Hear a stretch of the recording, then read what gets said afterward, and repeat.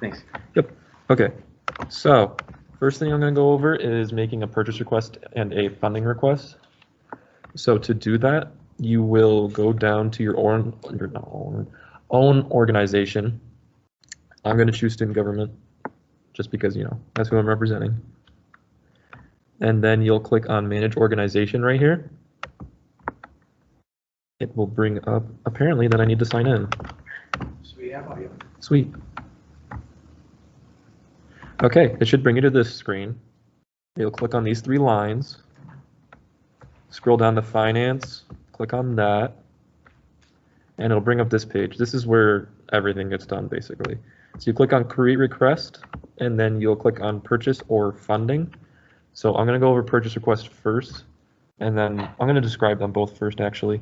So a purchase request you use if your club has a budget, meaning that you guys applied for one, which it does say budget request above. I don't think we accept budget requests through Get Involved, although that would probably be smart. I've never seen that before, but usually you do them in person. I'll get to that later. But purchase requests, if you have a budget, you'll use each of your lines in order to purchase things that you may need. A funding request is used if your club does not have any funding, if you're program funded, or if your club has run out of money and you need more, you'll put in a funding request and then we'll help you write up a bill, or we'll write up the bill for you. And then we'll put that into assembly, and you'll basically give a little description of why you guys would like the money or why you need it. And then assembly will vote on whether or not you receive it. And so that's basically the gist of a funding request. We're going to go over purchase request first. So you'll click on create purchase request, and then you got the subject. So you'll put something in here. Say you were holding a mixer. It's 2 M's. You'd put mixer in for the subject. You write a description about what you're doing, when it's going to be, and if you aren't buying it online, this is where I would ask you guys to put in like a itemized list of what you're buying and how much they cost. Because if you put down like, I need $100 to go to Walmart, I don't know what you're trying to buy, so I'm gonna have to ask you guys about it. It's not so much that we don't trust you, it's just that we have to ask you, and then afterwards it might take longer for you guys to get to Walmart, just for that specific scenario. So you'll write down there, you'll write down your requested amount, and then you'll select the category you're choosing from, like program, publicity, supplies. Now, account, I'm a little iffy on, because for me specifically, it pulls up a bunch of weird accounts I've never seen before.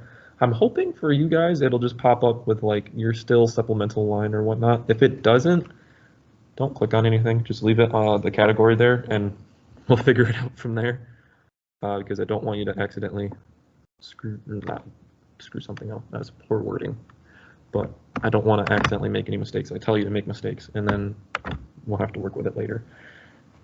So payee information, I believe here you'll just put down your first and last name. You don't really need to put down your address unless payee information. I believe this may, Ashley, help me out here. Do you know if payee means like the person you're paying, or does it mean like the person paying for something?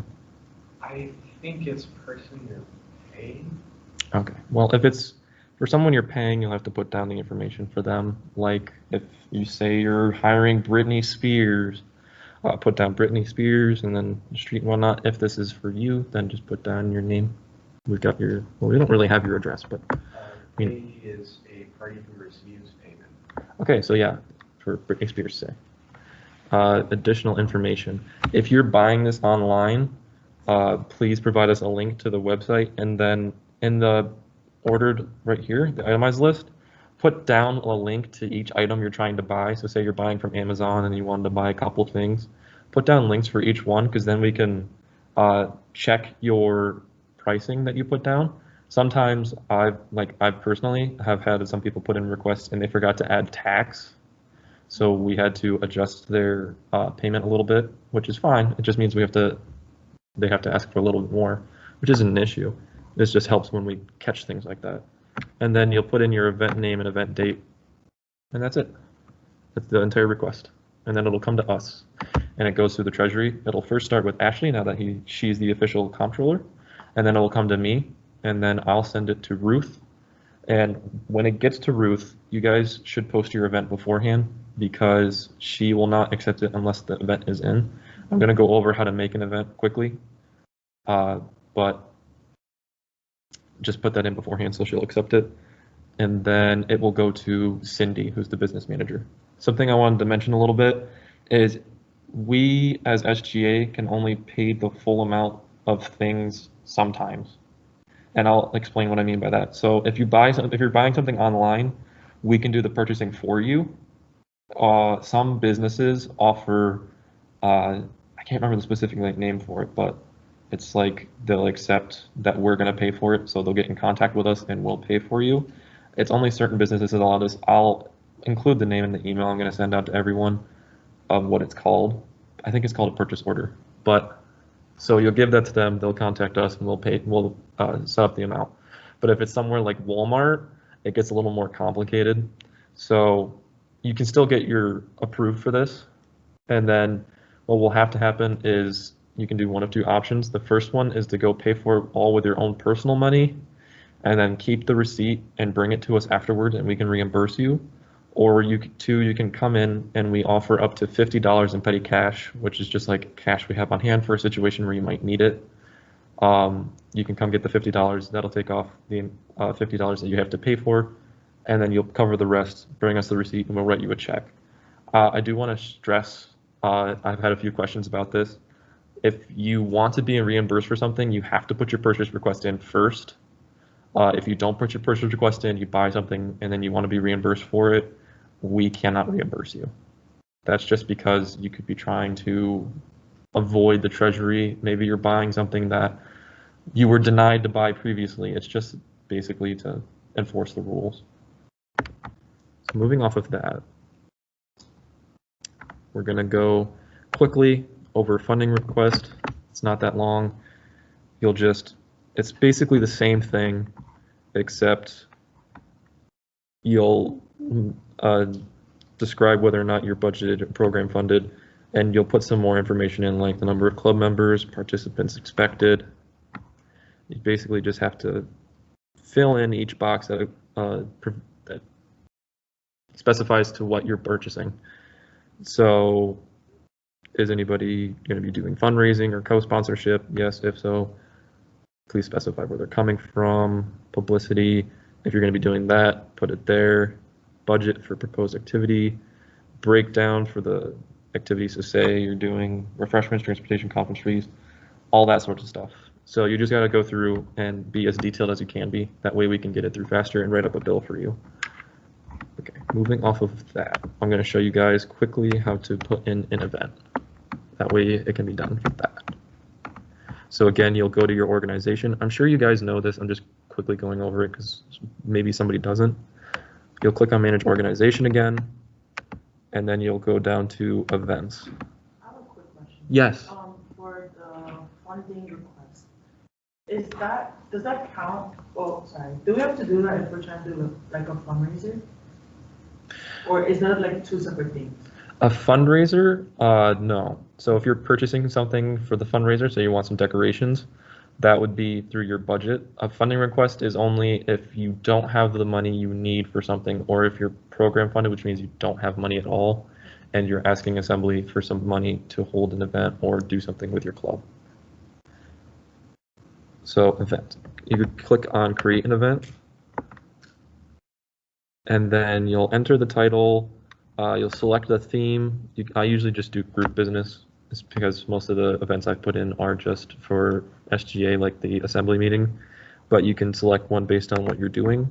You'll write a description about it when you're meeting, what you're doing, something like that, and then you'll go to your time and place. Now, this part was really important to me when I learned about it because I didn't realize you could set it up to be repeated. So I was putting in the Assembly events once every week, and then I realized you could do it all at once. So if you're going to do something like that, make sure you put in your time first. I'm going to say 11. We'll put it as today. And if you're going to do a location, be sure to put that in beforehand as well. I say no because we all know campus, we don't really need a map. So we'll just go with Kellis 104. That's not how it's spelled, I know. It's okay, we're just gonna leave it like that. And the reason you put this all in beforehand is when you click add another date, it will repeat that for you. And then you just have to change the date. So say this is for your club meetings that you're posting on Get Involved. Then you can do it like this, so you don't have to worry about having to put the location in every single time or having to change the time every time.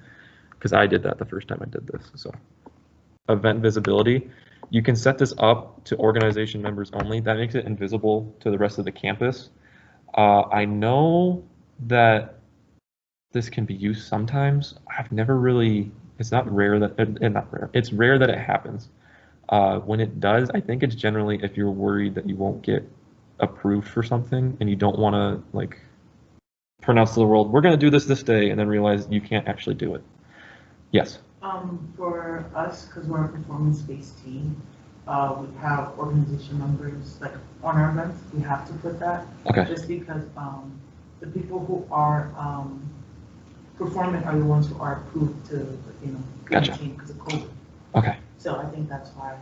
Yeah, so like if you're holding a competition or Yeah, you're going to a exactly. competition, you just want your organization members to know? Yeah, because. Okay. Yeah. Yeah, because I completely failed to come up with an example for that, so thank you for that. And then you'll choose your category, just like recreation, leadership, whatever applies to you guys.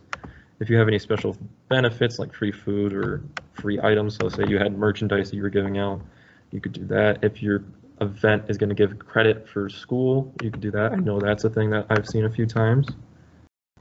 It's not going to let me go on because I didn't put in a title. Just going to do that quick. Okay, moving on. You can set this up to be RSVP only.